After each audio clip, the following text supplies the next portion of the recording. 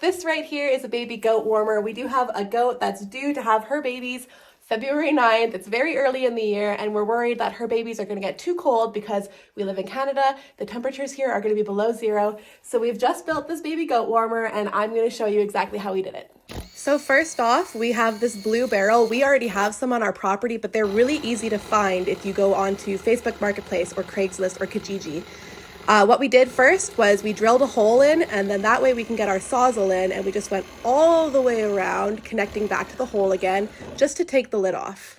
And now with the lid off, we're gonna drill 2 more holes, and we're gonna get the sawzall back in, drilling down to the hole and then over. We're gonna make a door so that the baby goats can access into the barrel.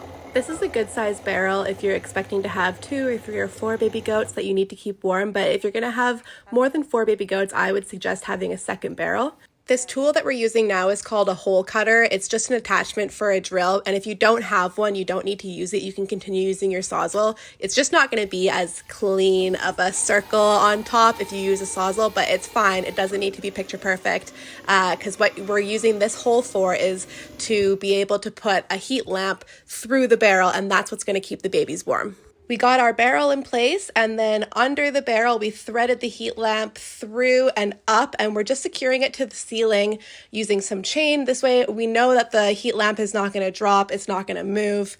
The chain and the cord are both secured up to the ceiling, that way nobody can get tangled. Here's a look from inside the barrel. So we do have those wires that creates a barrier so nobody would be able to physically touch the bulb and get burned.